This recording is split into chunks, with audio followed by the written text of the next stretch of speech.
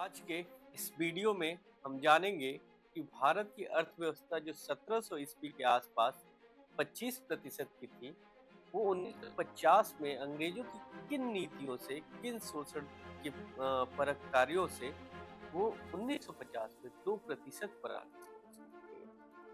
हमारे इस चैनल पे एक वीडियो पे डीपली एनालिसिस किया गया है कि भारत वास्तव में क्या सोने की चिड़िया था या नहीं। आप उस वीडियो में जाकर एक पॉपुलर नैरेटिव पे अपना राय दे सकते हैं, उसे देख सकते हैं कि वो कौन सी चीजें थी जिसके कारण भारत को सोने की चिड़िया कहा जाता था। लेकिन जो ये सोने की चिड़िया थी, अचानक उजड़ के वो कांसे की चिड़िया क्यों बच सकी? इसके पीछे अंग्रेजों की कौन सी नीतियां थी? भारत में कई बार विदेशी आए, बार-बार विदेशी आए, विदेशियों ने यहाँ शासन किया, लेकिन धीरे-धीरे वो भारत की सभ्यता संस्कृति में समाते गए और भारत के से एक-एक एकाकार हो गए, भारत के अंग हो गए। लेकिन अंग्रेज एक ऐसी कौम थी जो यहाँ आई, यहाँ शासन की, यहाँ की शोषण करती रही जब तक उसे भगाया न गया। और यदि वो आगे भी रहते, तो यहाँ के मूल निवासी वो न होते, यहाँ के शोषक ही बने रहते। आज के वीडियो में हम लोग देखेंगे कि शोषण की मशीनरी क्या थी, किस प्रकार भारत का शोषण हुआ।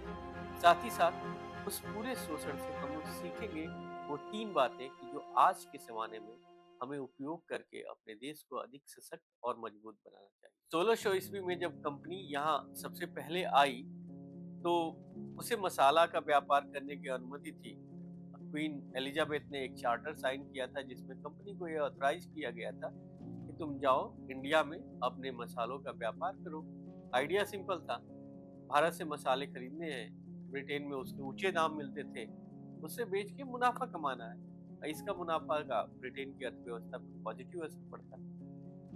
वो एक कंपनी कैसे 157 सालों बाद यानी 1757 में भारत की रूलर बन गई, शासक बन गई और भारत में वो अपना सिक्का जमाने लगी। बात उन दिनों की है जब बंगाल भारत का केंद्रीय हिस्सा हुआ करता था। ये अर्थव्यवस्था की रीढ़ था और साथ ही साथ राजनीति का भी रीढ़ था। उस समय बंगाल में प्रवेश करने के लिए कंपनी ने डिवाइड और रूल का पहला प्रयोग किया और यहाँ के नवाब मीर जाफर को यह ऑफर दिया कि यदि आप सिराजुद्दौला के खिलाफ हमारा साथ दें तो हम आपको नवाब बना देंगे। मीर जाफर जो सेनापति था, इतना बड़ा ऑफर कैसे छोड़ सकता था? उसने ही गद्दारी करने का निर्णय लिया। फिर जगत सेठ और अन्य कई प्रकार के व्यापारी, राजनेता, अन्य समुदायों को भी इस तरह का लालच और प्रलोभन देके 1757 के युद्ध में कंपनी एक बाहरी सत्ता से एक आंतरिक सत्ता बन गई, यानी कि वो बंगाल का नवाब उसका कठपुतली हो गया और उसके बाद उसे मिली बंगाल की दीवानी। अब दीवानी मिलने का क्या अर्थ होता है? दीवानी मिलने का अर्थ होता है कि वो ऑफिशियली बंगाल की जमींदार थी। अब वो लोगों पे रेंट लेगी, लोगों से कर वसूलेगी, नियम कानून बनाएगी, जमीन के उपयोग का तरीका सीखेगी। तो जो एक विदेशी कंपनी थी, अब इस युद्ध के बाद वह एक स्वदेशी जमींदार के रूप में आ गई। ये मामला और आगे बढ़ा और 1765 में बक्सर के युद्ध में कंपनी ने संपूर्ण भारत पे अपना सिक्का जमा लिया और कम से कम उत्तर भारत इलाहाबाद की संधि में कंपनी के चरणों में था। वहाँ की दीवानी उसके चरणों में थी। साथ ही साथ वो अपना सामान, अपना माल भी भारत में बेचने के लिए सक्षम हो गई।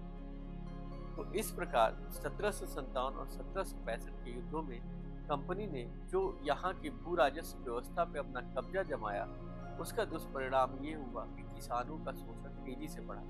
जो हमारे पुराने जमींदार 10 से 15%, 20% टैक्स लिया करते थे, साथ ही अकाल आदि के समय वो टैक्सेस को छोड़ दिया करते थे, क्योंकि जो जमींदार थे इस मिट्टी में ही पले बड़े थे। एक संवेदना थी कि अपने लोग हैं और यदि अकाल आ गया, भूखमरी आ गई या वर्षा नहीं हुई तो उस हिसाब से अपने टैक्सेस को घटाते बढ़ाते।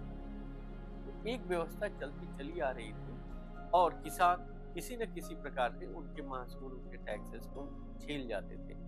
लेकिन जब कंपनी आई तो उसको इससे कोई अर्थ नहीं था कि आपको क्या स्थिति है, बारिश हुई नहीं हुई, किसान के पास खाने के लिए फसल है नहीं है, आगजनी हो गई, पशु खा गए, उसका टैक्स था, आपको देना है, नहीं देंगे तो नीलाम कर दी जाएगी आपकी जमीन। इसका दुष्परिणाम हुआ कि किसानों के पास खाने तक के लिए फसलें कम होने लगी, किसान भूखमरी से मरने लगे और साथ ही साथ कंपनी को अपने उद्योगों के लिए कच्चा माल चाहिए था।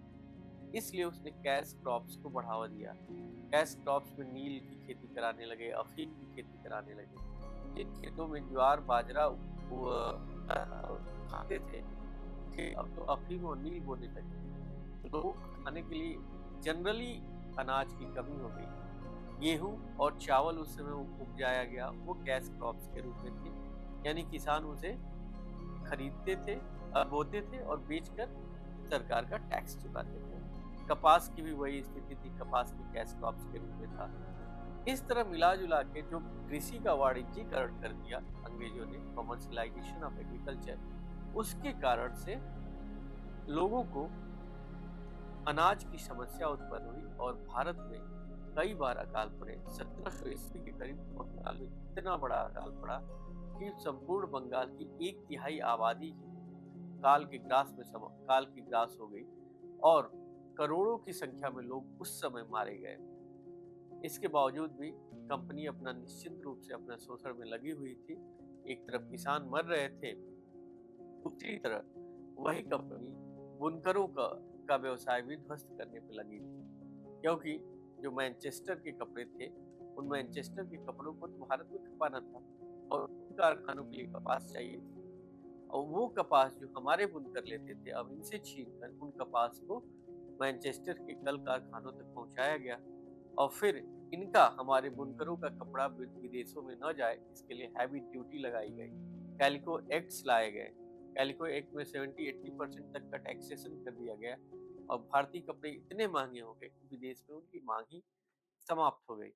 इस पे एक पूरा डिटेल वीडियो हमारे चैनल पे है, डी इंडस्ट्रियलाइजेशन ऑफ इंडिया। आप उसको देख सकते हैं, कैसे हमारे उद्योगों का पतन हुआ। एक तरफ कृषि लगभग समाप्त हो रही थी, दूसरी तरफ उद्योगों को भी समाप्त किया गया। विलियम बेंटिंग ने तो यहाँ तक कहा कि गंगा यमुना के मैदान में बुनकरों की इतनी हड्डियां बिखरी पड़ी हैं कि पूरा का पूरा मैदान ही सफेद दिख रहा है, जैसे ब्लीच हो गया हो।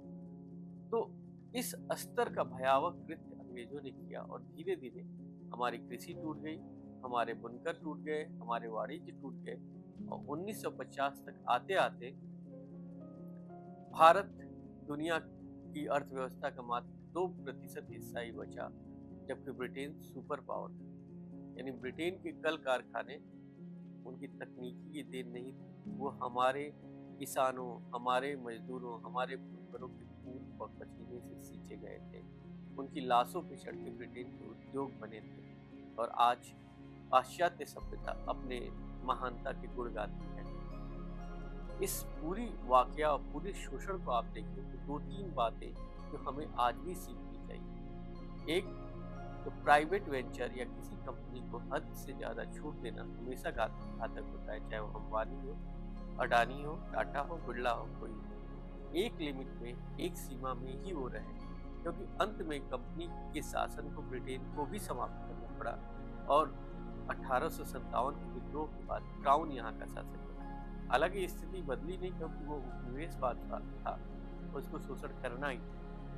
लेकिन आज के युग में हमें किसी भी प्राइवेट फर्म्स की सत्ता को नियंत्रित करने की आवश्यकता है। दूसरा ये है कि डिवाइड बटे तो हम जाएंगे। उस समय भी डिवाइड एंड रूल का पालन करके कंपनी ने भारत में प्रवेश किया, अपना पैर रखा, क्योंकि कंपनी तो औरंगजेब के समय भी प्रयास की थी भारत में आने का, लेकिन औरंगजेब ने ऐसी मार मारी तो जाकर पूरा भारत का क्षेत्र छोड़कर उड़ीसा के तट पे एक छोटे से फीवर आइलैंड पे उनको छूटना पड़ा था। जब भी भारत की अस्मिता, भारत की सोच की बात हो, यहाँ एज ए भारतीय हम सबको एक रहना होगा। और तीसरा ये है कि जितना इम्पोर्टेंट पॉलिटिकल इंडिपेंडेंस है, उतना ही इम्पोर्टेंट इकोनॉमिक इंडिपेंडेंस है।